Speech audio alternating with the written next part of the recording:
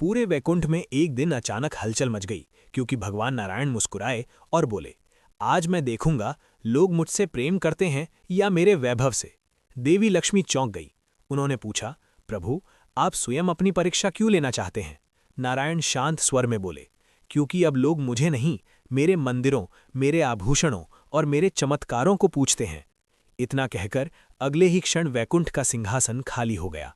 उसी समय धरती पर एक भव्य मंदिर में भजन कीर्तन चल रहा था।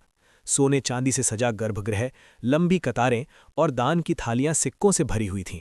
तभी मंदिर के द्वार पर एक बूढ़ा कमजोर साधु आकर खड़ा हो गया।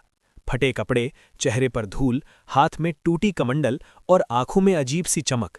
वो कोई साधारण साधु नहीं था, वो स्वयं भगवान नारायण थे।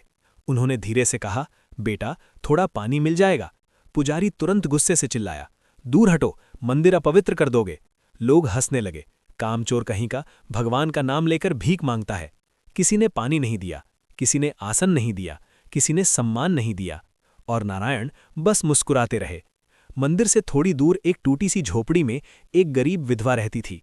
उसने उस साधु को देखा और बिना कुछ सोचे दौड़कर बोली, बाबा, मेरे पास कुछ नहीं है, बस 2 सूखी रोटियां हैं। वो खुद 2 दिन से भूखी थी, फिर भी उसने आधी रोटी उस साधु को दे दी। साधु ने पूछा, क्या तुम जानती हो मैं कौन हूं? वो मुस्कुराई और बोली, नहीं बाबा, पर आप भूखे हैं, बस इतना जानती हूं। अचानक पूरी झोपड़ी तेज प्रकाश से भर गई। साधु का रूप बदलने लगा और वहां स्वयं भगवान प्रकट हो गए। 4 भुजाई, शंख, चक्र, गदा, पद्म और दिव्य आभा से पूरा वातावरण चमक उठा। नारायण बोले, आज मैं अपनी ही परीक्षा लेने आया था। देखना चाहता था कौन मेरे वैभव से प्रेम करता है और कौन मुझसे। तभी मंदिर के लोग भी वहां पहुंच गए और शर्म से सिर झुका लिया।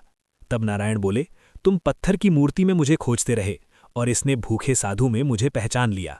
आज से ये झोपड़ी ही मेरा वैकुंठ है, क्योंकि मैं महलों में नहीं, प्रेम में बसता हूं। कहते हैं उस दिन के बाद उस गांव में कोई भी भिखारी कभी खाली हाथ नहीं लौटा, क्योंकि लोगों को समझ आ गया था भगवान मंदिरों में नहीं, इंसान के व्यवहार में प्रकट होते हैं।